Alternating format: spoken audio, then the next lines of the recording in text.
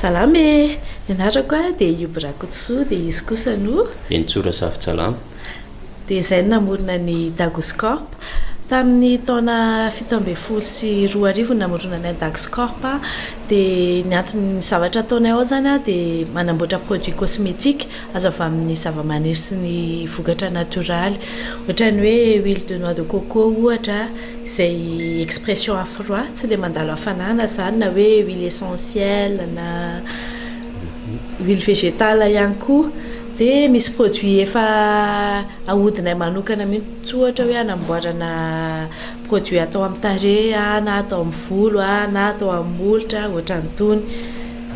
Inona tolony moa zao dia baume à lèvres. Baume à lèvres zany matetika tsika mizatra be hoe misy loko izy fa izy afaka tsisy loko fa entina mandinana an'ilay molotra fotsiny. Entina ihany koa iarovana an'ilay molotra amin'ny ohatra hoe manao lokomena synthétique tsika na hoe le misy produit chimique reny. Afaka iarovana an'ilay molotra zany ny baume à lèvres iny. Misy ihany koa natao amin'ny volo entina mampaniry volo misy ikarakarana amin'ny volo simban'ny brushing, fer sy ny rehetrarehetra izay mety manimba volo zany na ny rivotra zany na ny ranomasina. Misy ihany koa ny entina ikarakarana tarehy, manala tasy, manala mono izy le ny an-dalany reny fa ny antsika vita 100% naturel ary vita malagasy. Ny tsara homariana dia ny hoe le vokatra zany tsy natao ho lafo be fa mba hoe ho takatra amin'ny be sy ny maro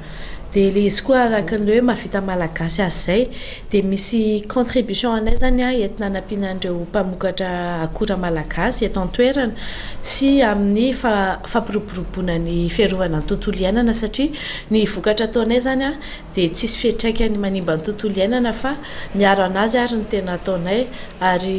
miezaka koa izay any amin'ny resaka hoe hiopana bebe koa ny fambolena azo sy ohatran'izany zany mba hoe tsara kokoa ny tontolo iainana ho an'ny génération any aoriana any dia ho an'ny projet anay kosa dia ny akaiky indrindra angambany dia manao atelier savon ihany koa zay, manao atelier maromaro zany zay hoentina ampianarana ny olona ao amin'ilay hoe do it yourself. Do it yourself moa dia hoe ianao ny karakara ny zavatra ataonao tokantrano ohatra ny hoe anamboatra savony ianao dia tsy andeha hividy eny an-tsena mba satria ny